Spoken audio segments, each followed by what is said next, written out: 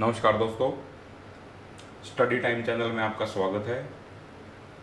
आज study time YouTube channel में मैं आपको संसद बोले तो पार्लियामेंट के बारे में बताऊंगा और जो हमारे काउंसिल ऑफ मिनिस्टर हैं, मंत्रिमंडल है या मंत्री परिषद है मंत्री परिषद या हमारा हम कहें प्रधानमंत्री मोदी जी का मंत्रिमंडल विस्तार जो भी किया गया है उनके द्वारा, उसके बारे में हम आज डिस्कस करेंगे। मैं आपको ये बताऊंगा इन मंत्रिमंडलों में कैबिनेट मंत्री जो है उसके पास क्या पावर है, बाकी के जो मिनिस्टर्स हैं उनके पास क्या पावर है और कितने प्रकार के मंत्री होते हैं और इनकी संख्या कितनी हो सकती है, इन सब के बारे में हम डिस्कस करेंगे। आइए हम आज शुरुआत करते हैं संसद से। हम संसद की बात करें तो ये एक बिल्डिंग दिखाई दे रही है आपको, ऊपर एक बिल्डिंग नीचे दिखाई दे रही है। इस प्रोजेक्ट का नाम सेंट्रल विस्टा प्रोजेक्ट है और ये एक संसद की हम कह सकते हैं कि भी एक बिल्डिंग है। कोई भी हम लोकसभा, राज्यसभा, आप कोई भी नाम दे लें। बेसिक बात क्या है, जो ये बिल्डिंग है ये अब पुरानी हो गई है। किस वजह से पुरानी हुई है, क्या रीज़न है और ये नई बिल्डिंग जो है ये क्या करेगी, इसके क्या, इसकी जो संख्या बढ़ाई जा रही है इसमें मेंबर्स की, वो किस वजह से बढ़ाई जा रही है। इसमें जो मेंबर्स अभी एट प्रेजेंट है वो किस जनसंख्या के आधार पर है, कौन से सेंसस जनगणना जो हुई थी किस जनगणना के आधार पर जो आज लोकसभा और राज्यसभा में सीटें हैं। आज लोकसभा में हम कहें वैसे तो 550 या 552 की जो एक निर्धारित सीमा है और अभी एट प्रेजेंट अगर हम बात करें तो 545 मेंबर्स लोकसभा के अंदर है, वो अभी यहाँ बैठ सकते हैं आसानी से। लेकिन ये जनसंख्या कौन सी जनसंख्या के आधार पर है और जो इसमें जो बैठेंगे, जो लोग जब ये तैयार हो जाएगी तो इसमें कितने लोग बैठ सकते हैं, कितने हमारे सांसद बैठ सकते हैं, ये इन दोनों के बारे में बताऊंगा आपको। ये पुराना चित्र है और ये 2024 तक तैयार होने वाली हमारी सेंट्रल विस्टा प्रोजेक्ट है, जिसमें संसद की एक नई बिल्डिंग भी बनाई जाएगी। अब हम शुरुआत करते हैं कि हमारा जो पार्लियामेंट है, इस पार्लियामेंट के अंदर कौन कौन आते हैं। अगर हम बात करें ये पार्लियामेंट है तो पार्लियामेंट किस किस चीज़ से मिलकर बना है। जो संसद हम बोलते हैं कि हमारी संसद दिल्ली में है, हमारी पार्लियामेंट ने ये पास किया, हमारी पार्लियामेंट ने ये पास किया। तो प्रेसिडेंट जो हम कहें या हम कहें लोकसभा के जो मेंबर्स हैं। अब आप एक चीज़ जरूर समझें इस चीज़ को कि जो ये मेंबर्स हैं, ये मेंबर्स ही डिसाइड करते हैं कोई भी कानून जो बनाया जाता है उसको, जो लोकसभा में है, जो राज्यसभा में है। तो पार्लियामेंट के तीन हम कह सकते हैं कि एक अंग हैं, एक प्रेसिडेंट हम कहें, एक हम कहें हाउस ऑफ द पीपल और एक हम कहें काउंसिल ऑफ स्टेट। ये हाउस ऑफ द पीपल को हम लोकसभा भी बोलते हैं क्योंकि ये लोगों के द्वारा चुने हुए, भेजे हुए हमारे प्रतिनिधि हैं, तो इनको लोकसभा बोला गया है। और काउंसिल ऑफ स्टेट जो राज्यों से जो लोग थोड़े बहुत संख्या के आधार पर भेजे गए हैं, तो इसका नाम दिया गया राज्यसभा। अब आप समझें कि पार्लियामेंट जो है एक राष्ट्रपति, एक लोकसभा, एक राज्यसभा, इन तीनों के से मिलकर के जो व्यवस्था है, जो हम कहें एक जगह या एक वो सिस्टम है, उसको बोला गया है पार्लियामेंट या हम कहें संसद। अब ये अमेरिका में इसका अलग नाम है। अमेरिका में हाउस ऑफ द पीपल है, इसको कांग्रेस बोला जाता, मतलब अमेरिका में जो लोअर हाउस है उसको कांग्रेस बोला जाता है और जो हमारा जो अपर हाउस है अमेरिका के अंदर उसको सीनेट बोला जाता है। वहीं ब्रिटेन में जो क्या नाम है लोअर हाउस है उसको हाउस ऑफ कॉमन्स बोला गया है और जो अपर हाउस जो हमारा जो हिंदुस्तान में अपर हाउस है इसको हाउस ऑफ लॉर्ड्स बोला गया है। तो आप ये कह सकते हो कि अमेरिका के अंदर अगर हम बात करें, यूएस की बात करें, तो सीनेट बोला गया है किसको, और कांग्रेस बोला गया है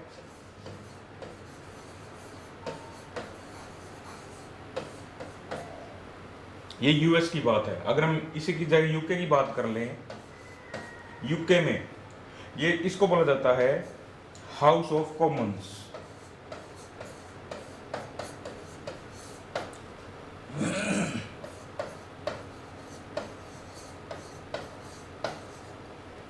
और इसका नाम दिया गया है वहाँ पर यूके में हाउस ऑफ लॉर्ड्स। ये बस नाम है अलग अलग देशों के, सिर्फ मैंने आपको बताया है कि भाई यूएस में, यूके में इनके क्या नाम है। अब हम भारत की ओर रुख करते हैं कि भारत में इनके और क्या क्या नाम है। भारत में इसको लोअर हाउस भी बोलते हैं, भारत में इसको अपर हाउस बोलते हैं, इसको बोलते हैं भारत के अंदर लोअर हाउस, और इसको बोलते हैं अपर हाउस, या इसका दूसरा नाम भी है एल्डर हाउस।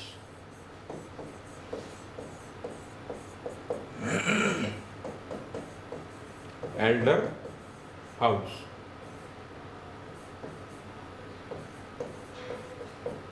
ये दो नाम अलग अलग से और दिए गए हैं। इसको हमने लोकसभा तो बताया ही है कि लोकसभा इसको बोला जाता है, और इसको राज्यसभा बोला जाता है। ये नाम है, आपको नाम जरूर पता होने चाहिए किस किस का क्या नाम है। House of the people, lower house, Lok Sabha, house of our representatives, ये सारे जो नाम दिए गए हैं ये इसको दिए गए हैं। Elder house, upper house, Rajya Sabha, ये काउंसिल ऑफ स्टेट के दिए गए हैं।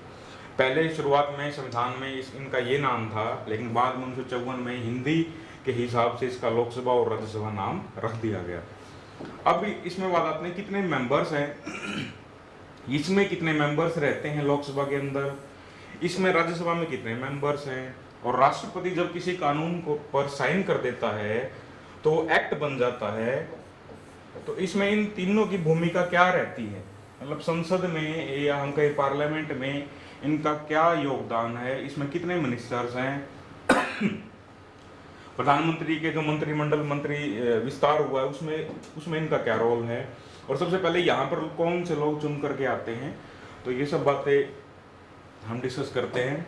अब कह रहा है लोकसभा की स्ट्रेंथ क्या है। अगर हम बात करें लोकसभा की स्ट्रेंथ जो मैक्सिमम हो सकती है वो 552, और जो राज्यसभा की जो मैक्सिमम स्ट्रेंथ है वो है 250। इसमें से जो ये दो मेंबर हैं जो हम कहेंगे ये है दो एंग्लो इंडियंस, जो 20 हैं वो यूनियन टेरिटरी के हैं, और जो 530 जो हैं वो स्टेट से हैं। तो ये इनकी स्ट्रेंथ दी गई है, मैक्सिमम इतनी स्ट्रेंथ हो सकती है। अभी एट प्रेजेंट में 545 मेंबर्स हैं लोकसभा के अंदर। इसमें नाम दिया गया लोकसभा का सेकंड नेम है हाउस ऑफ द पीपल, और दूसरा नाम है लोअर हाउस। नेक्स्ट वन है राज्यसभा की सीट। अब जो राज्यसभा की सीट है, इस राज्यसभा की सीट के अंदर मैक्सिमम स्ट्रेंथ मैंने आपको बता दी 250 है। 238 स्टेट से चुन करके आते हैं, और यूटी यूनियन टेरिटरी दोनों से, और जो 12 मेंबर्स हैं ये नॉमिनेट किए जाते हैं।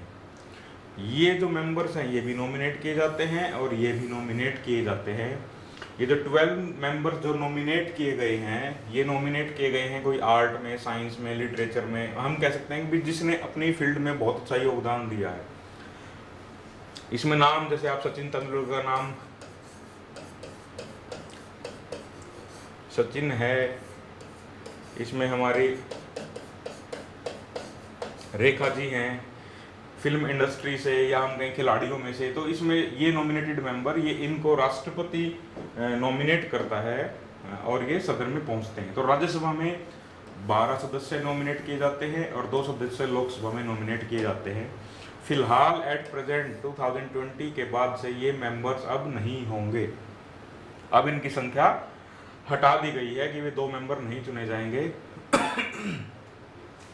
ये 10 सालों जब हमारा संविधान बना तो ये 1960 तक ही कहा गया था कि वे एंग्लो इंडियंस रहेंगे, लेकिन बार बार इनके रिप्रेजेंटेशन को रखने के लिए ये हम ईयर बढ़ाते रहे, और 2020 जो था लास्ट था, और सरकार ने इसके बाद अब इसको एंग्लो इंडियंस की संख्या को खत्म कर दिया गया। अब यहाँ से कोई मेंबर नॉमिनेट नहीं होगा।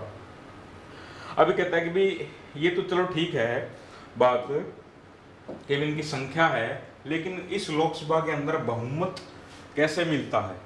बहुमत में कोई सरकार होती है, कोई सरकार अगर बहुमत में आई है तो उसका क्या सिस्टम है। एब्सोल्यूट मेजोरिटी जो बोलते हैं ये किस प्रकार से आती है। अब आप समझो एब्सोल्यूट मेजोरिटी, पूर्ण बहुमत, पूर्ण बहुमत का मतलब है 50%, 50% जो टोटल स्ट्रेंथ है लोकसभा की स्ट्रेंथ मान लेता हूं मैं अभी 545 है, इसका 50% जो भी मेंबर आएगा वो 272 आया, और उसमें हमने एक जोड़ दिया 273। जिस भी पार्टी के पास 273 मेंबर या 273 से ज्यादा मेंबर होंगे वो बहुमत में होगा और वही सरकार बनाएगा, केंद्र सरकार, मतलब केंद्र के अंदर यूनियन गवर्नमेंट। तो हम ये कह सकते हैं वो जादुई आंकड़ा कौन सा है जिसमें जो किसी भी दल के पास होना चाहिए, या 2 या 3 दल मिलकर बनाएंगे, उसको एक अलग नाम दिया गया है। और जो अगर एक ही दल के पास है तो ये एब्सोल्यूट मेजोरिटी का मार्क है, मतलब 273 मेंबर्स जिसके भी एमपी चुने गए केंद्र सरकार वही बनाएगा, वही यूनियन गवर्नमेंट बनाएगा। अब अगर मान लो किसी पार्टी के पास नहीं आए, मान लो 2 और 3 पार्टियां मिलकर अगर बनाती हैं सरकार, तो उसको बोला गया कोalition गवर्नमेंट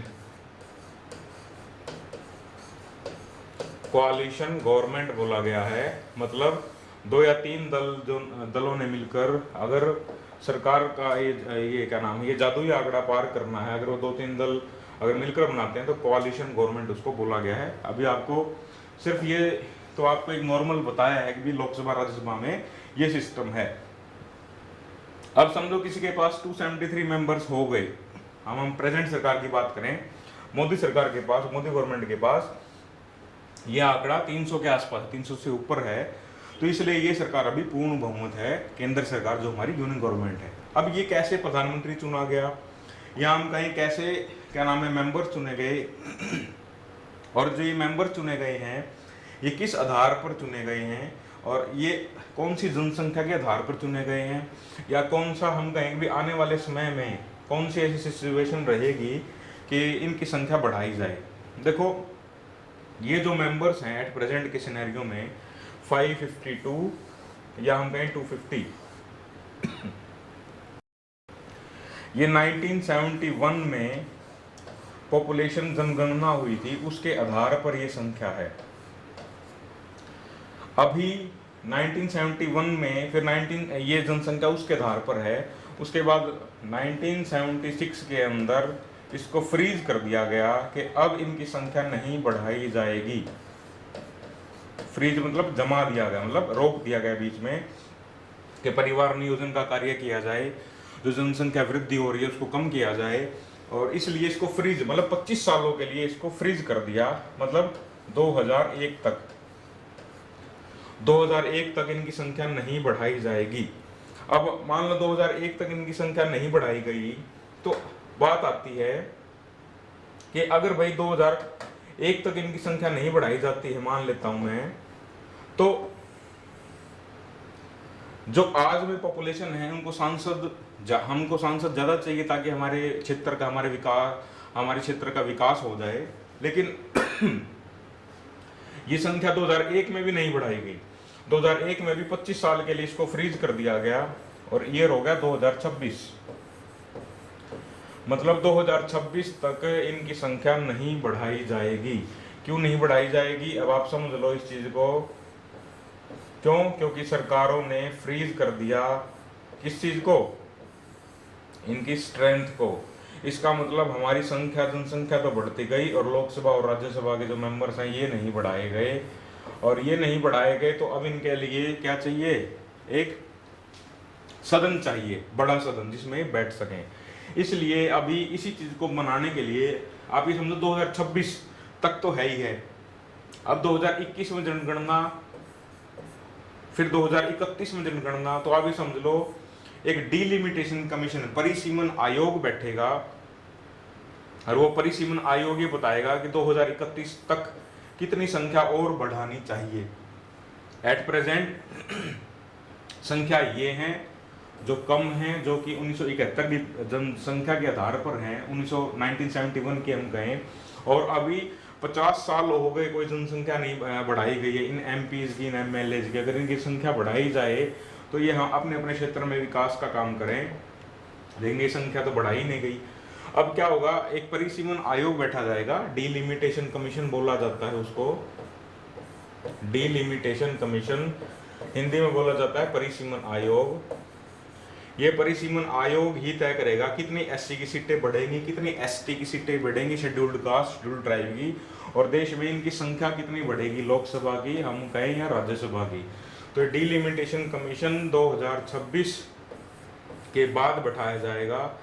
2021 की जनगणना का बेस 2021 की जनगणना का बेस लेकर 2031 के बाद लोकसभा और राज्यसभा की सीटों को बढ़ाया जाएगा। अब इन लोगों को बैठाया कहाँ जाए, क्योंकि संख्या तो बढ़ गई। बैठाने के लिए क्या किया जा रहा है, एक विस्टा प्रोजेक्ट आया है केंद्र सरकार का। उस विस्टा प्रोजेक्ट के अकॉर्डिंग अब सारे जितने भी सांसद हैं उनके लिए एक सदन तैयार किया जा रहा है। ये सेंट्रल विस्टा प्रोजेक्ट है जो हमारी टाटा कंपनी है, उसके पास उसने बिडिंग की थी, वो लगाई थी और उसके बाद उसको मिल गया ये प्रोजेक्ट बनाने के लिए।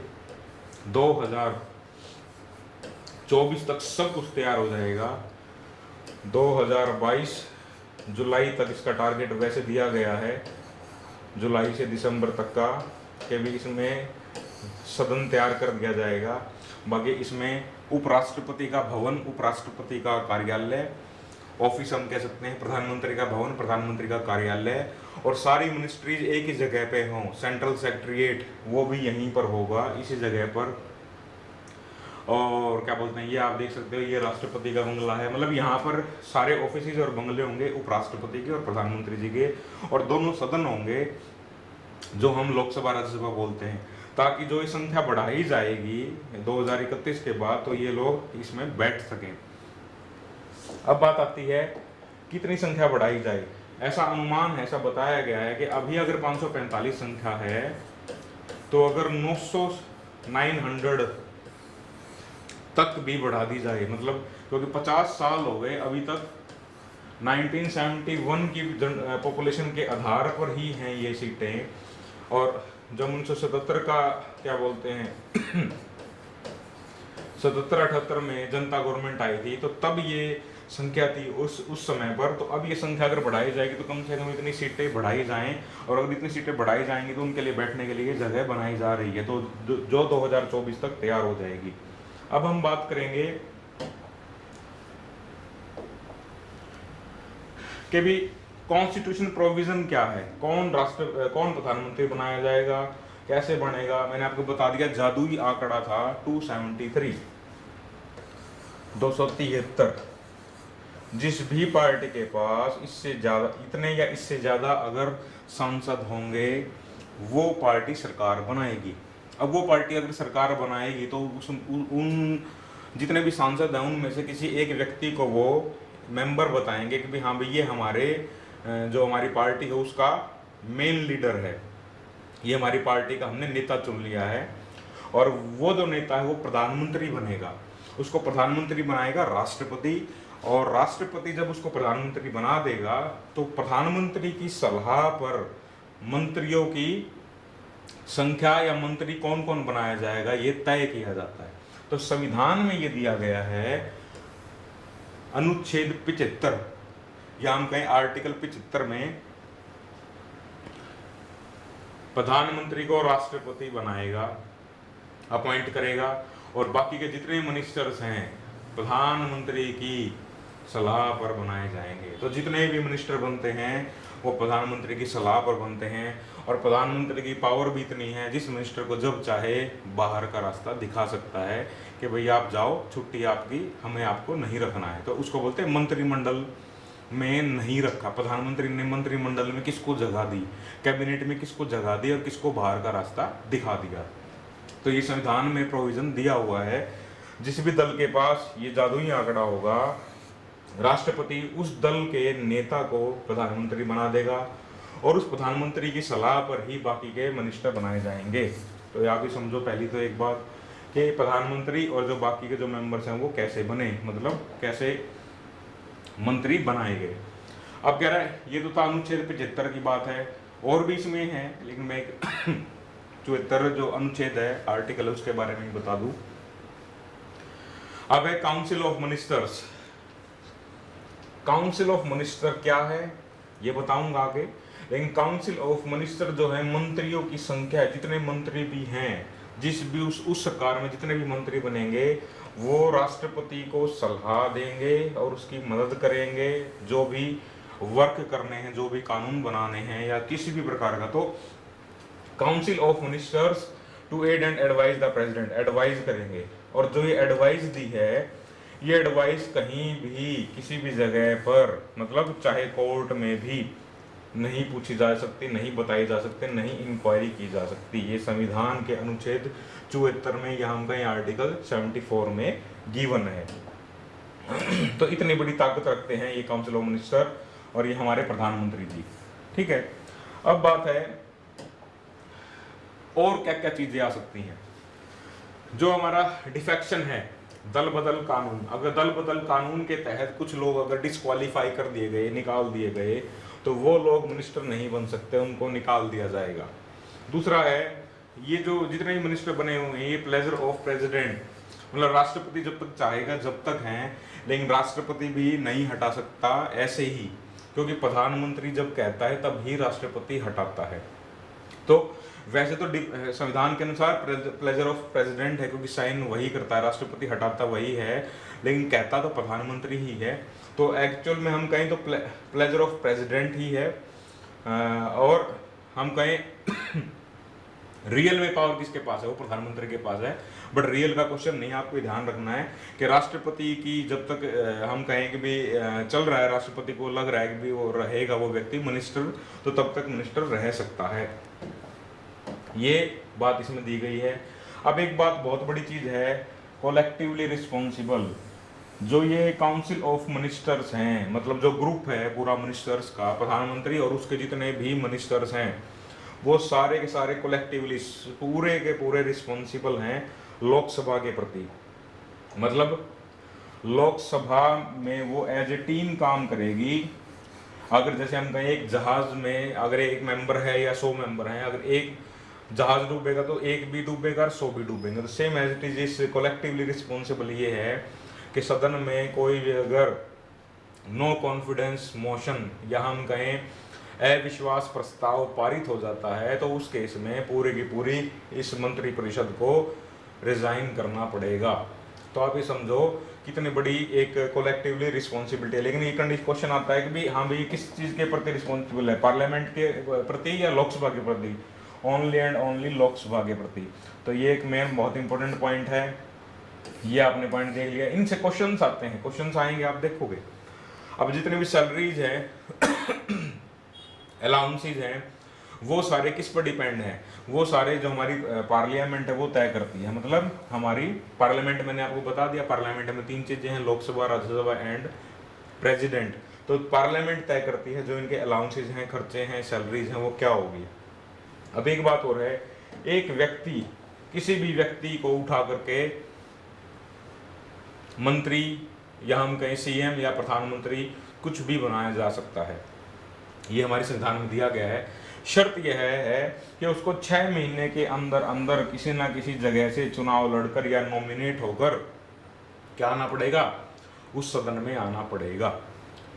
तो आप ये कह सकते हो 6 मंथ तक कोई भी व्यक्ति, किसी भी व्यक्ति को बनाया जा सकता है। लेकिन ऑब्वियस सी बात है, जो पार्टी जीतेगी वो पार्टी अपने में से किसी सांसद को चुनेगी।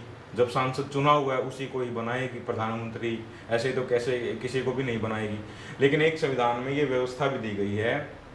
अभी आप एग्जाम्पल के तौर पर समझ सकते हैं, पश्चिम बंगाल की जो मुख्यमंत्री है अभी वो चुनाव हार गई थी, लेकिन वो अभी भी सीएम है। मतलब वो 6 महीने तक सीएम रह सकती है, लेकिन उसके बाद उससे पहले ही उसे किसी न किसी सदन का, अभी तो फिलहाल वहाँ पर एक ही सदन है, हम कहें विधानसभा, तो उस विधानसभा से किसी एक जगह से चुनाव लड़कर जीत कर आना पड़ेगा। अगर वो नहीं जीत कर आ पाई तो उसे रिजाइन करना पड़ेगा, क्योंकि वहाँ पर एक ही सदन है। अगर वहाँ विधान परिषद होती, विधानसभा और Vidhan Parishad, legislative assembly and legislative council, अगर वहाँ लेजिस्लेटिव काउंसिल होती, विधान परिषद होती, तो वहाँ से उसे नॉमिनेट कर दिया जाता, तो उसे चुनाव लड़ने की ज़रूरत नहीं होती। लेकिन वहाँ पर विधान परिषद नहीं है। हालांकि पश्चिम बंगाल की गवर्नमेंट ने विधान परिषद बनाने के लिए प्रस्ताव भेजा है। अगर वो पारित हो गया, राष्ट्रपति ने उस पर साइन कर दिए, तो जरूर या हमारी पार्लियामेंट ने उसको वो कर दिया तो जरूर वहाँ विधान परिषद बन जाएगी, लेजिस्लेटिव काउंसिल बन जाएगी, और वो बिना चुनाव लड़े नॉमिनेशन के द्वारा क्या नाम है, विधान परिषद के रास्ते सीएम, उसकी जो सीएम की कुर्सी वो बनी रहेगी।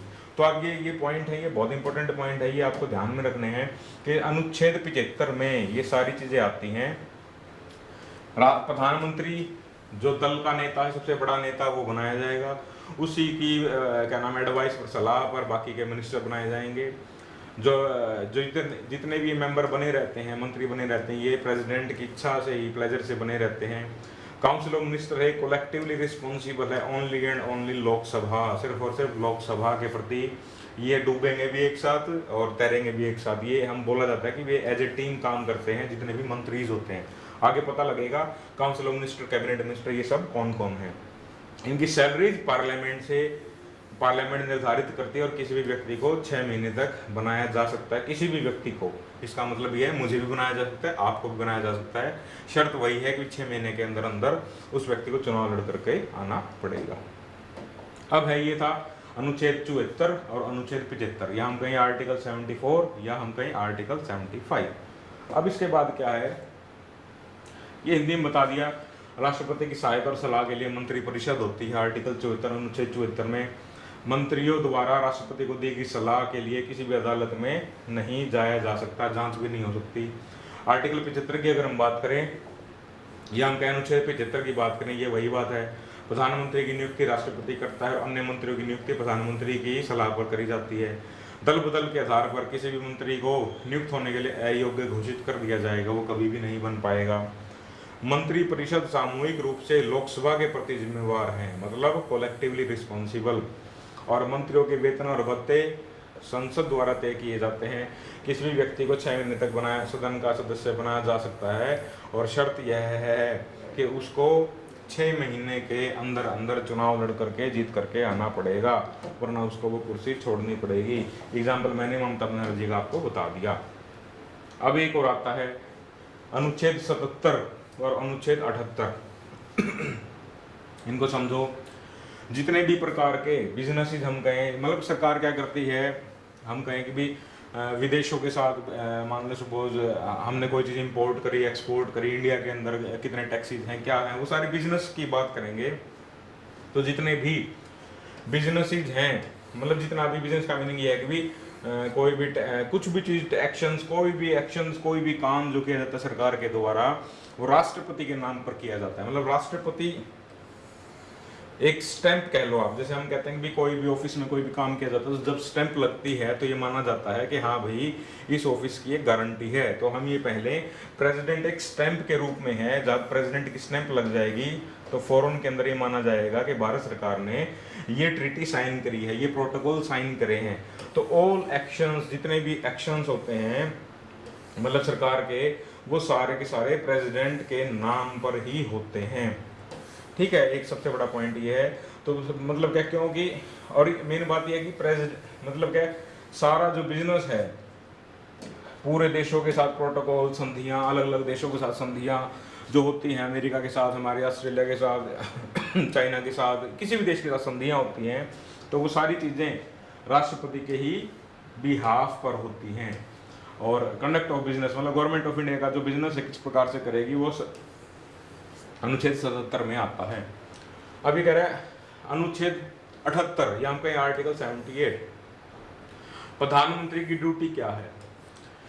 हम इसको वैसे समझने के लिए याद कर सकते हैं आरटीआई, मतलब ये है आरटीआई, किसकी आरटीआई, ये है राष्ट्रपति की आरटीआई। मतलब राष्ट्रपति प्रधानमंत्री से ये जानकारी लेता है कि ये बताओ कि काउंसिल ऑफ मिनिस्टर्स ने कौन कौन से कार्य किए हैं या कौन कौन से कार्य कर रही है, क्योंकि सारे काम तो राष्ट्रपति के नाम पर होते हैं। अब अगर राष्ट्रपति के नाम पर होते हैं तो राष्ट्रपति को जानने का हक है कि मेरे नाम पर कौन कौन से काम किए जा रहे हैं या कौन कौन से काम होंगे आने वाले समय में। और किसी मंत्री ने कुछ करने की बात कही है कि हम ये कानून बनाएंगे या कुछ भी चीज, तो राष्ट्रपति का जानने का अधिकार है।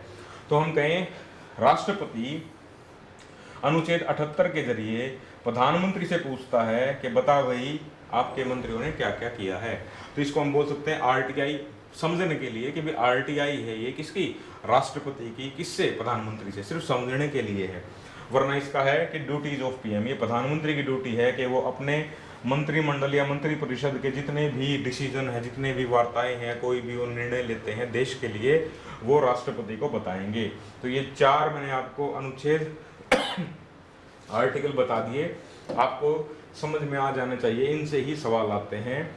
और अब मेन चीज वही चीज कि ये प्राइम मिनिस्टर है क्या, काउंसिल ऑफ मिनिस्टर क्या है, इनकी पावर क्या है, कैबिनेट मिनिस्टर क्या है, कितने प्रकार के मंत्री हो सकते हैं। अब आप समझो, जितने भी लोग जीत करके आते हैं, सांसद बन गए, लोकसभा के या राज्यसभा के, लोकसभा से जीत करके आए, लोगों के द्वारा चुन करके आए, एक प्रधानमंत्री बन गया क्योंकि जादुई आंकड़ा पार कर लिया था उस पार्टी ने। ये जादुई आंकड़ा था 273 का, क्योंकि टोटल नंबर है लोकसभा के अंदर 545, स्ट्रेंथ 552 तक है, लेकिन अभी एट प्रेजेंट 545 है। एक व्यक्ति प्रधानमंत्री, सबसे ज्यादा पावर इस व्यक्ति के पास है। इससे नीचे council of minister, total number of कितने मिनिस्टर होंगे जो इस व्यक्ति की सहायता करेंगे, जो ये प्रधानमंत्री हमारा बना हुआ है, इसको बोला जाता है काउंसिल ऑफ मिनिस्टर्स। इसकी सहायता के लिए जो काउंसिल होती है, मंत्री परिषद होती है, इसको बोलते हैं मंत्री परिषद।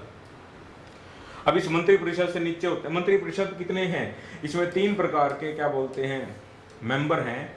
सबसे इंपॉर्टेंट वाले हैं कैबिनेट मिनिस्टर, जो सबसे ऊपर हैं, सबसे ऊपरले दर्जे के जो मिनिस्टर हैं, एक कैटेगरी के हम कई मिनिस्टर्स हैं, इनको कैबिनेट का दर्जा दिया गया है, कैबिनेट मंत्री बोला जाता है। आपने सुना होगा गृह मंत्री है, कैबिनेट के दर्जे में आता है। जो हम कहें हमारा क्या नाम, फाइनेंस मिनिस्टर है, वित्त मंत्रालय है, ये कैबिनेट के मिनिस्टर में आता है।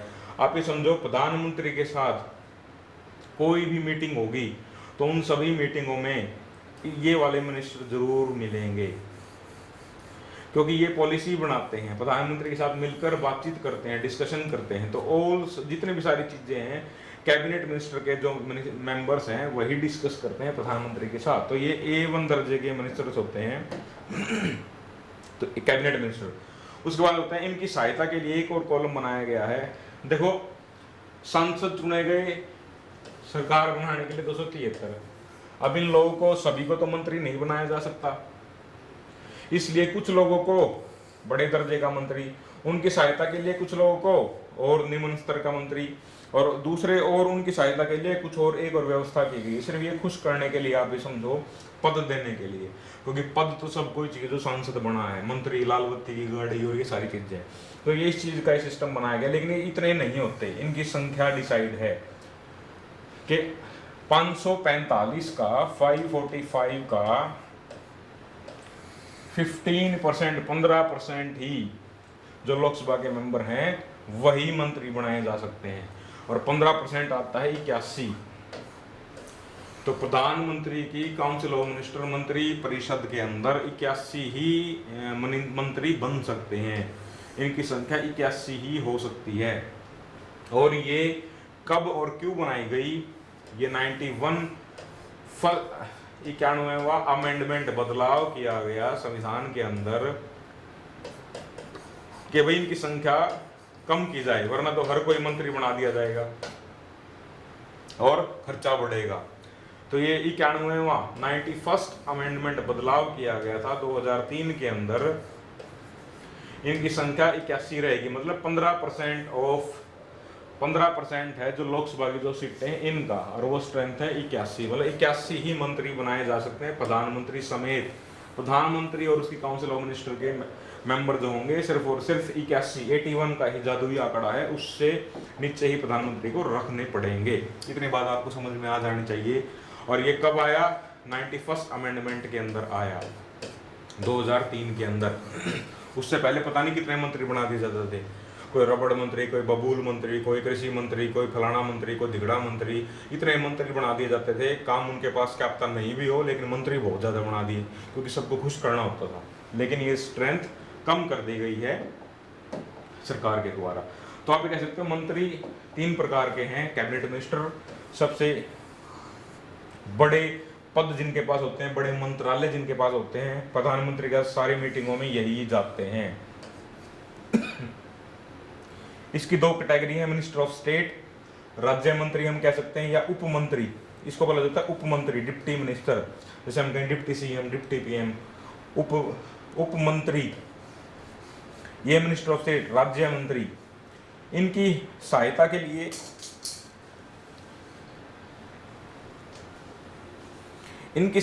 लिए ये हैं। लेकिन एक बात अब तय है कि सभी मीटिंग्स के अंदर ये नहीं जाते। जितने भी मीटिंग होती हैं उनमें सिर्फ कैबिनेट मिनिस्टर के व्यक्ति जाते हैं, और एक इंडिपेंडेंट चार्ज का राज्य मंत्री जिनके पास स्वतंत्र प्रभार है, minister of state independent charge या इंचार्ज, मतलब ऐसे मंत्री जिनके पास स्वतंत्र प्रभार है, ये भी इसी की उसमें आते हैं। ये तब जाते हैं जब इनको बुलाया जाता है मीटिंग में प्रधानमंत्री के साथ। कोई एक मंत्रालय का छोटा एक विभाग इनको दे दिया गया है, आप ये समझ लो। मिनिस्टर ऑफ स्टेट, राज्य मंत्री, एक राज्य मंत्री है। ये ऐसा नहीं है कि राज्य से ही आएगा, ऐसा कुछ नहीं है।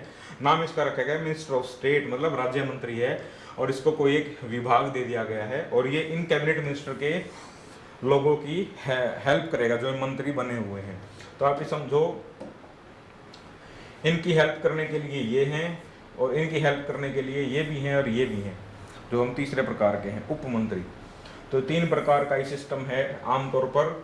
लेकिन सरकारें अपने सांसदों को या अपने एमएलएज को खुश करने के लिए एक व्यवस्था और लेकर के आई थी। उस व्यवस्था का नाम था संसदीय सचिव, पार्लियामेंट्री सेक्रेटरी। क्योंकि सबको बत्ती, गाड़ी और इन सब का बड़ा शौक होता है, लेकिन ये संसदीय व्यवस्था लाभ का पद गिनी गई, ऑफिस ऑफ प्रॉफिट बोलते हैं इसको, और इस लाभ के पद की वजह से हाई कोर्ट और सुप्रीम कोर्ट ने इसको अवैध करार दिया है। अब कोई भी मंत्री को पार्लियामेंट्री सेक्रेटरी, संसदीय सचिव नहीं बनाया जा सकता। पहले सरकारें क्या करती थी, भाई मान लो 273 का जादू आंकड़ा था,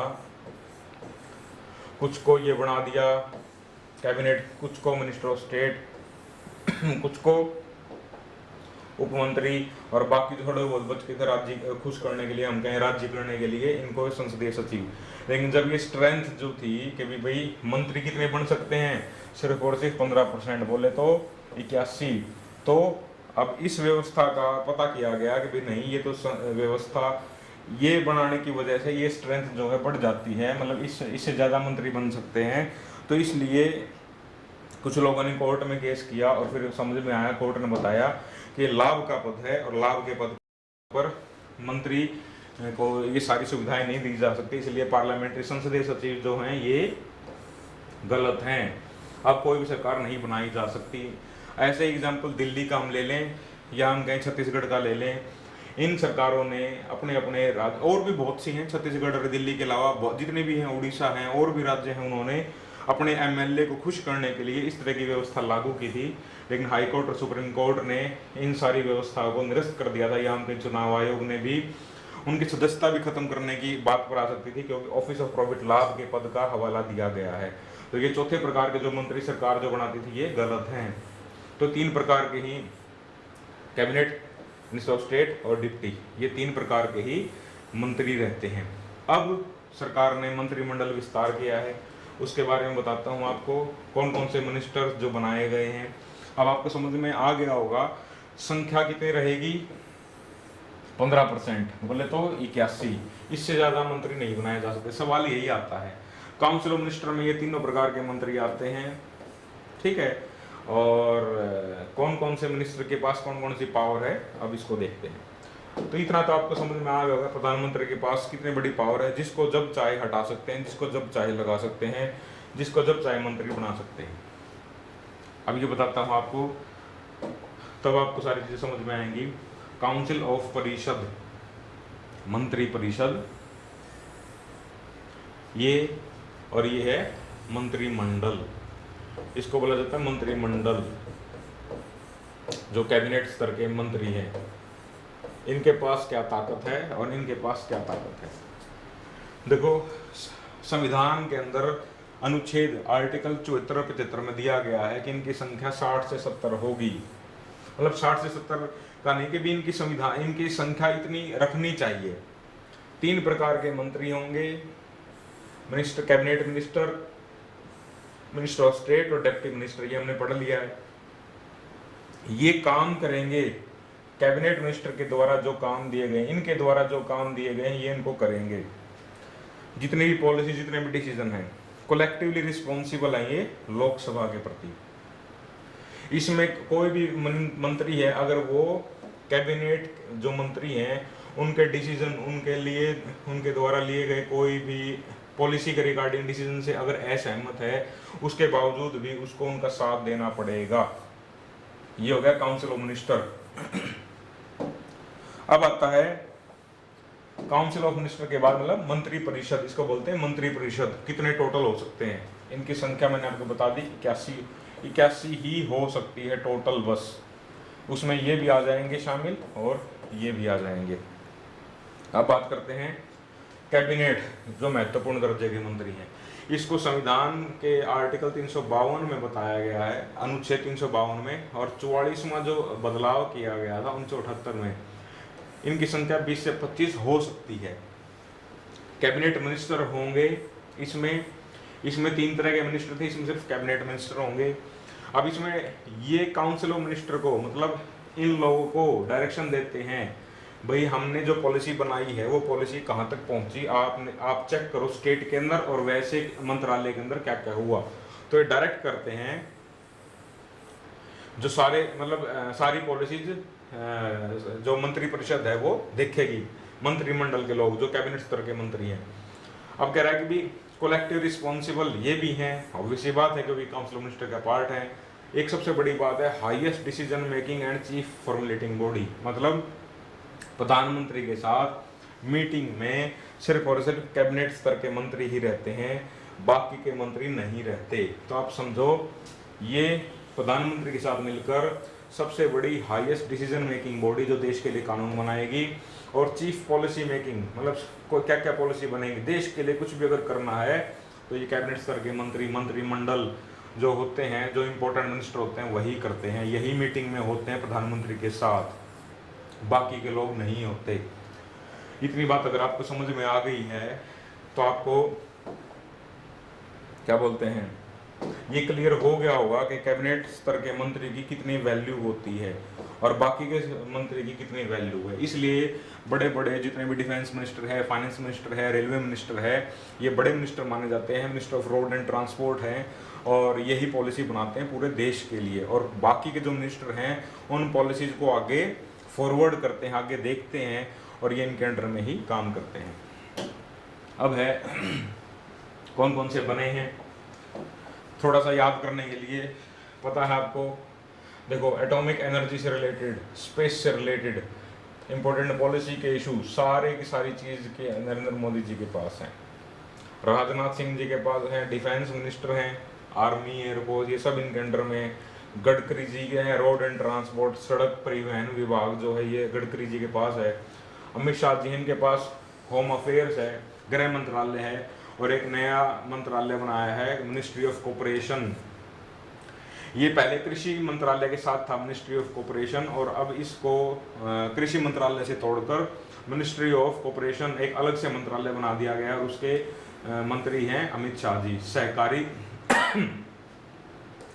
सहकारी समितियां जितनी भी हैं वो इसके अंदर आती हैं, सहकारी समितियां, सहकारी बैंक, कोऑपरेटिव बैंक।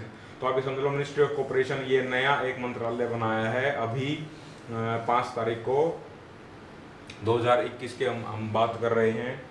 तो अभी जो ये मंत्रालय बनाया है 5 जुलाई 2021 को सहकारी मंत्री, कृषि मंत्री से निकालकर, कृषि मंत्रालय से एक निकाल कर उसको एक अलग मंत्रालय दे दिया गया ताकि इसमें अच्छा काम हो सके। तो अमित शाह जी उसके हेड हैं।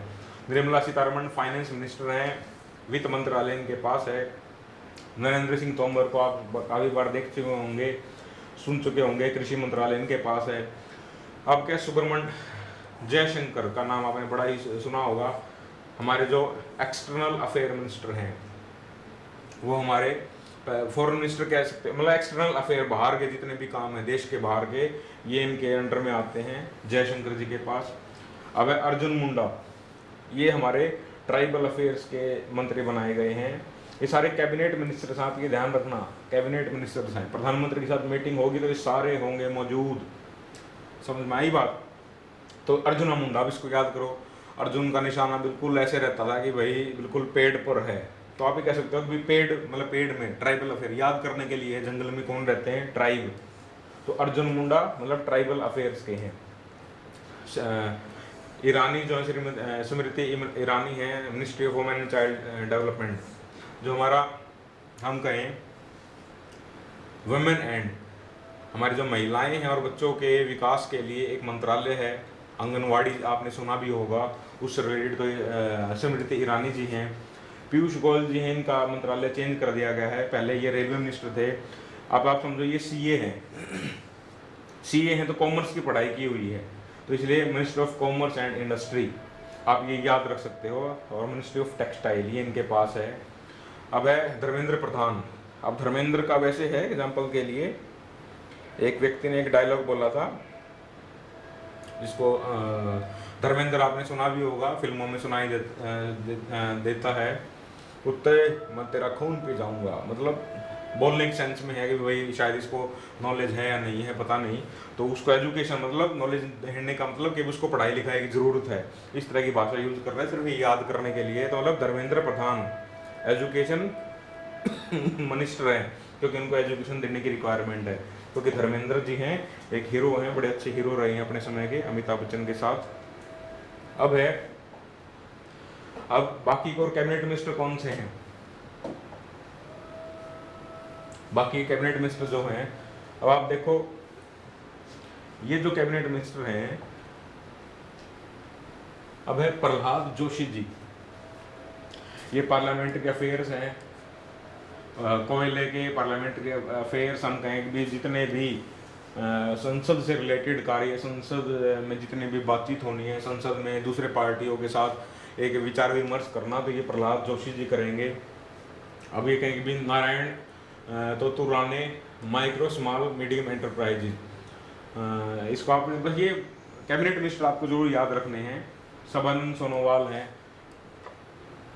पोर्ट शिपिंग एंड वाटरवेज के मिनिस्टर हैं, आयुर्वेद भी इनके पास है। मुख्तार अब्बास नकवी माइनॉरिटी अफेयर, मतलब क्या है कि भी जितने भी माइनॉरिटीज हैं उसमें सिख आ गए, मुस्लिम आ गए, ईसाई आ गए, उनका मंत्रालय इनके पास है मुख्तार अब्बास नकवी के लिए।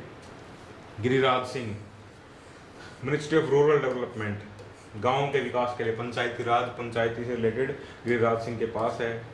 अब है ज्योतिराज सिंधिया जी को एक मिल गया सिविल एविएशन हम कहें उड़ने वाला, मतलब जो भी हमारा मंत्रालय है सिविल एविएशन, तो ज्योतिराज सिंधिया के पास है। रामचंद्र जी को प्रसाद मिला स्टील का, मतलब क्या रामचंद्र जी प्रसाद सिंह को स्टील का प्रसाद मिला, आप ये याद रख सकते हैं कि स्टील मंत्रालय मतलब इनके पास है। रेलवे अश्विनी जी के पास है, communication and electronics and telecommunication Ashwini ji. अब पशुपति, ये नाम से बस पशुपति मतलब सिर्फ आपको याद करने के लिए भी खाना चाहिए, पशुपति मतलब फूड प्रोसेसिंग इंडस्ट्रीज इनके पास है। किरण रिजिजू जो नॉर्थ ईस्ट से आते हैं, इनको लॉ एंड जस्टिस मतलब कानून मंत्रालय इनको दिया गया है। जल शक्ति गजेंद्र सिंह गजेंद्र सिंह शेखावत को दिया गया है।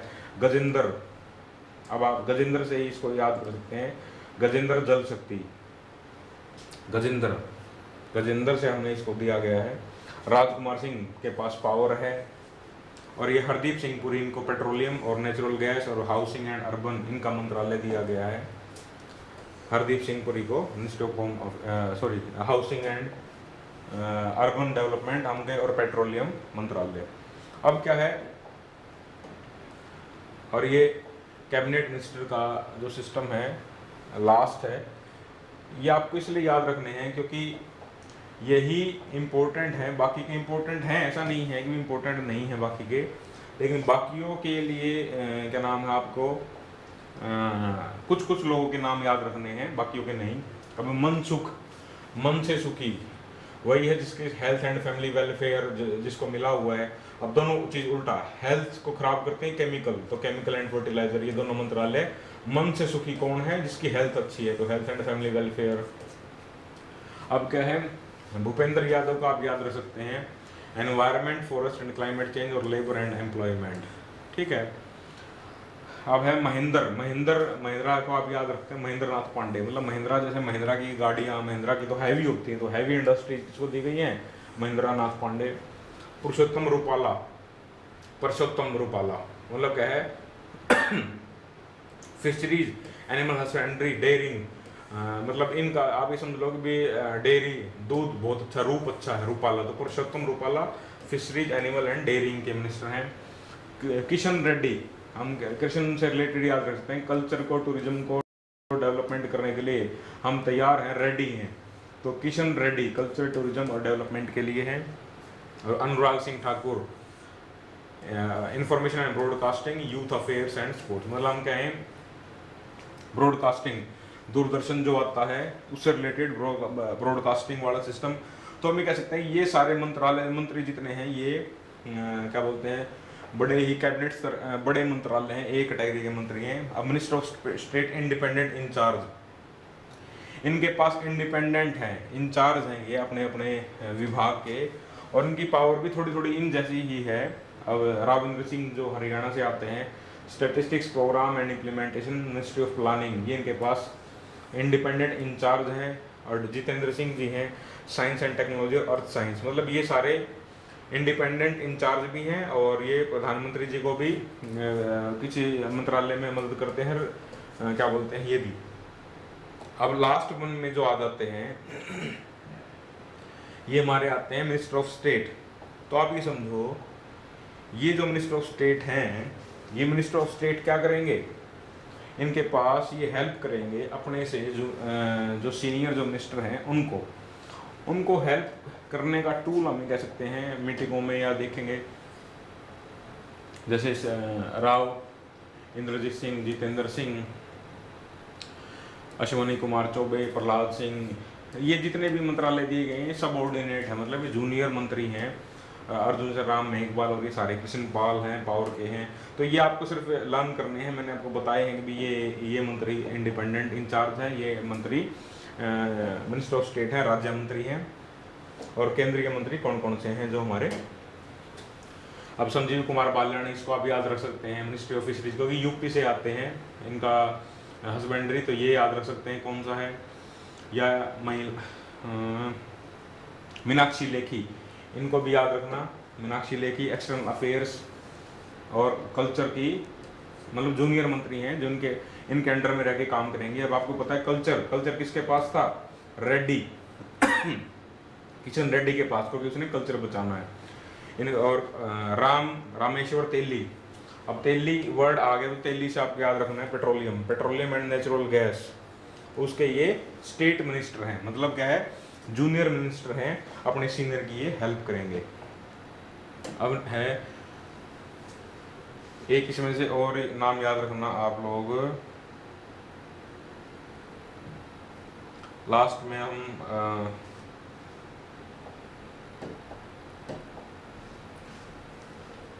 ये हैं कौन से, हाँ निशित परमानिक, होम अफेयर्स, अमित शाह के जूनियर जो भी हैं ये इनको भी हेल्प करेंगे। और यूथ अफेयर्स एंड स्पोर्ट्स, मतलब किसको हेल्प करेंगे, अनुराग सिंह ठाकुर को, इनको भी नाम याद रख लेना।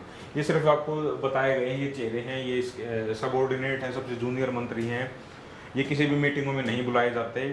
और minister of state independent incharge, मतलब जो राज्य मंत्री हैं जिनका इंडिपेंडेंट इंचार्ज है उन्हीं को ही बुलाया जाता है। अब आ गया वही अनुच्छेद 74-75 की बात मैंने की थी, 60 से 70 तीन श्रेणियों में बांटा गया है। और लोकसभा के लिए सामूहिक जिम्मेवार, only and only Lok Sabha, not parliament. 74 में मंत्रिमंडल 352 के 44वें संशोधन में दिया गया है, सभी मंत्री क्या नाम बाध्य का मंत्री परिषद के लिए नियम कानून बनाए, मतलब जो भी नियम कानून बनाए हैं इनको मानना पड़ेगा, और ये उसी को आगे बताएंगे। सामूहिक जिम्मेवारी रहेगी और उच्चतम निर्णय लेने की इनके पास शक्ति है। ये हिंदी के विद्यार्थियों के लिए है ताकि इनको समझ में आए क्या दिया गया है। तो आप ये नोट कर लेना, देख लेना, और अब इसी के आधार पर आपको समझ में आ गया होगा मेरे हिसाब से क्या आर्टिकल। अब देखो ये मंत्री परिषद है और ये जाने वाले मंत्री हैं जिनको हटा दिया है तो किसी का भी नंबर आ सकता है जाने में, किसी का भी नंबर आ सकता है बनने में, और ये इच्छा होती है प्रधानमंत्री की। प्रधानमंत्री किसी भी मंत्री को किसी भी समय राष्ट्रपति से कहकर उसके पद से उसको हटवा सकता है। तो आप भी समझ लो कि भी ये जाने वाले मंत्री हैं, रविशंकर प्रसाद है, या हम कहें हमारे डॉक्टर साहब हैं तो और ये इनकी फोटो थी, जितने भी सभी हैं। तो ये सब दिखाने के लिए, आपको सिर्फ बताने के लिए, और आपको ध्यान रहे। अब इसके आधार पर यूपीएससी में क्वेश्चन आया हुआ था, अगर आप समझें, यूपीएससी के 3-4 क्वेश्चन समझा देता हूँ आपको, उसके बाद के क्वेश्चन इसमें दिए गए हैं वो आपको ध्यान करने हैं। अब कह रहे council of minister is the centre shall be collectively responsible to the parliament. 2013 का क्वेश्चन है ये। सामूहिक रूप से जिम्मेदार हैं किसके प्रति? पार्लियामेंट के प्रति। Union minister shall hold the office during the pleasure of the president. तीसरा, prime minister shall communicate to the president about the proposal for legislation. मैंने आर्टिकल 74-75 के बारे में तीनों पॉइंट बताए हैं। अब आपको बताना है क्या ये पहला सही है, दूसरा सही है, तीसरा सही है, या तीनों ही सही हैं, या 2 सही हैं, या 1 सही है। इसका जवाब आपने जो पढ़ा है उसको देख करके कमेंट बॉक्स में ज़रूर बताएं कि इसका आंसर ये है। और इसमें एक बात मैं बता देता हूँ कि पार्लियामेंट के प्रति नहीं था, ये था लोकसभा के प्रति। तो इसका मतलब फर्स्ट पॉइंट जो है आपका वो गलत है और बाकी के दोनों पॉइंट सही हैं। तो 2 और 3 ओनली, मतलब इसका बी आंसर है। ये हमारा यूपीएससी 2013 में सवाल आया था, और जितने भी सवाल इससे आएंगे वो सभी के सभी पेपर, जितने भी हिंदुस्तान में पेपर होते हैं उन सभी में इनकी बहुत इंपॉर्टेंस है, बहुत महत्वपूर्ण है। मैं ये नहीं कहूँगा यही सवाल आएगा, यही प्रश्न आएगा, लेकिन एक बात तय है, अगर आपने ये टॉपिक कर लिया अच्छे से तो आप इस टॉपिक से आने वाले किसी भी प्रश्न का गलत उत्तर नहीं दे करके आओगे। लेकिन एक बार इसको आपने ढंग से पढ़ना ही पढ़ना पड़ेगा। अब है नेक्स्ट है सेकंड क्वेश्चन। ये यूपीएससी 2013 में, ये भी 2013 में आया था। कह रहा है भारत के कॉन्टेक्स्ट में अगर हम बात कर लें, पार्लियामेंट्री संसदीय व्यवस्था के अंदर कौन कौन से प्रिंसिपल है, क्या क्या फॉलो करता है। जितने भी कैबिनेट सत्र के मंत्री हैं वो पार्लियामेंट के प्रति जवाबदेही हैं। ये ऑफिस को होल्ड करते हैं कॉन्फिडेंस और इन द पार्लियामेंट, मतलब विश्वास प्रस्ताव है, अविश्वास नहीं है। और जो cabinet is headed by the head of the state, एक होता है हेड ऑफ द गवर्नमेंट, एक होता है head of the state. Head of the state होता है राष्ट्रपति और हेड ऑफ द गवर्नमेंट होता है हमारा प्रधानमंत्री। तो ये जो पॉइंट है ये गलत है, ये प्रधानमंत्री के अंडर में आते हैं। तो इसलिए फर्स्ट एंड सेकंड ओनली, मतलब इसका ए आंसर है। ये आप हिंदी में देख सकते हैं। मंत्रिमंडल के सदस्य, ये सारा यही सवाल दिया गया है, यही प्रश्न दिया गया है। मंत्रिमंडल के सदस्य संसद के सदस्य होते हैं, मंत्रिपरिषद में विश्वास रखने का पद संभालते हैं। मंत्रिमंडल का नेतृत्व राज्य के प्रमुख द्वारा किया जाता है। राज्य के प्रमुख द्वारा नहीं किया जाता, जो गवर्नमेंट का प्रमुख है। गवर्नमेंट का प्रमुख कौन है? हमारा प्रधानमंत्री। तो इसका ये गलत है। अब है यूपीएससी 2007 में क्वेश्चन आया हुआ है। यूपीएससी 2007 का क्वेश्चन देखें। काउंसिल ऑफ मिनिस्टर, मंत्री परिषद, जो यूनियन ऑफ इंडिया है, collectively responsible to the Lok Sabha and Rajya Sabha. यहाँ मैंने कई बार बता दिया आपको ये किसके प्रति है, लोकसभा के प्रति है या राज्यसभा के प्रति है। आपको पता है ये सिर्फ और सिर्फ लोकसभा के प्रति है, तो गलत। Member of both of the Lok Sabha and Rajya Sabha are eligible to the ministers of the union government. Lok Sabha या राज्यसभा दोनों, किसी भी सदन के सदस्य को मंत्री बनाया जा सकता है। हाँ, बनाया जा सकता है, किसी भी सदन का हो, चाहे वो प्रधानमंत्री मनमोहन सिंह राज्यसभा से थे, उसके बावजूद भी वो प्रधानमंत्री थे। तो इसका मतलब क्या है, ये तो गलत हो गया और ये है सही है। तो आप क्या बोलोगे?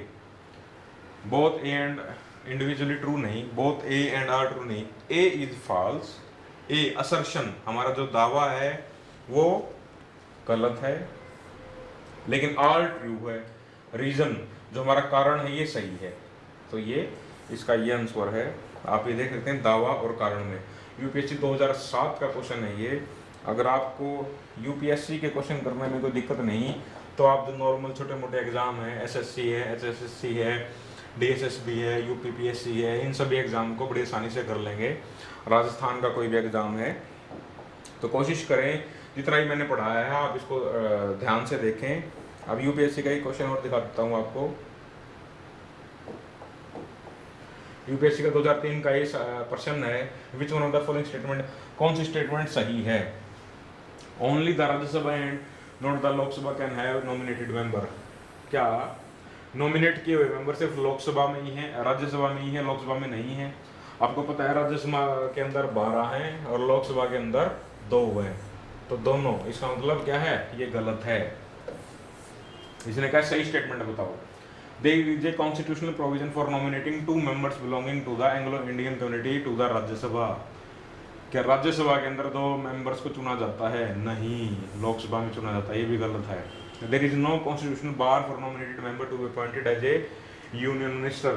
कोई रोक नहीं है किसी भी नॉमिनेटेड मेंबर को अपॉइंट करने में, क्या, केंद्रीय मंत्री। बताइए आप कमेंट बॉक्स में मेरे को आंसर दीजिए। और a nominated member can vote both in the presidential and vice presidential election. ये आपको तब पता लगेगा जब हम राष्ट्रपति और उपराष्ट्रपति के बारे में पढ़ेंगे। फिलहाल आप ये समझ लीजिए नहीं कर सकता, और यही आपका आंसर सही है। किसी भी व्यक्ति को, नॉमिनेटेड मेंबर है, किसी भी व्यक्ति को बनाया जा सकता है, 6 महीने के अंदर अंदर उसको चुनाव लड़ना पड़ेगा। जब किसी भी व्यक्ति को बनाया जा सकता है तो क्यों नहीं कि भी एक नॉमिनेटेड मेंबर है किसी भी सदन का, तो उसको क्यों नहीं बनाया जा सकता। तो ये सही है और सही ही पूछा है। इसका आंसर है किसी मनोनीत सदस्य को केंद्रीय मंत्री नियुक्त करने के लिए कोई संवैधानिक रुकावट नहीं है। संवैधानिक बार मतलब रुकावट नहीं है, आप ये समझ लो। तो ये क्वेश्चन आए थे यूपीएससी के अंदर। अगर आपको यूपीएससी के प्रश्न करने में कोई समस्या नहीं आ रही तो मुझे नहीं लगता कि आपको बाकी के करने में आएगी। इसमें क्वेश्चन जो दिए गए हैं मैं वो दिखा देता हूँ। अब आप इन प्रश्नों को देखें, इन प्रश्नों के जवाब कमेंट बॉक्स में दें, क्योंकि आपने ये पूरा अच्छे से कर लिया है। अगर आपको अच्छे से समझ में आ गया है तो इन सारे आगे टोटल मैंने 20 क्वेश्चन दिए थे, 4 क्वेश्चन मैंने आपको करवा दिए हैं यूपीएससी के, बाकी क्वेश्चन ये 16 हैं, 16 हैं। ये क्वेश्चन आप देखते जाइए और कमेंट बॉक्स में जवाब दें। कोई चीज़ आपको नहीं समझ में आएगी तो मैं आपको ज़रूर बताऊंगा। जब आपने यूपीएससी के कर लिए तो ये क्वेश्चन आपके लिए कुछ भी नहीं है, बच्चे वाले क्वेश्चन है, कोई भी कर सकता है इसको आसानी से।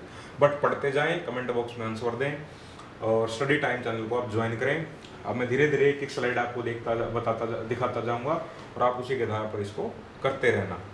धन्यवाद आप सभी का इस लेक्चर को सुनने के लिए। आशा करता हूँ आपको ये समझ में आया होगा। इस लेक्चर को आप ध्यान से पढ़ें और जितने भी क्वेश्चन किसी भी एग्जाम में अगर आते होंगे, आप इसके आधार पर, मैं कह रहा हूँ 10 अगर सवाल 10 प्रश्न आते हैं तो 9 प्रश्न आपके बिल्कुल 100% ठीक हो जाएंगे, और मेरे हिसाब से 10 कर पाएंगे अगर आप अच्छे से इसको पढ़ेंगे तो। धन्यवाद आप सभी का।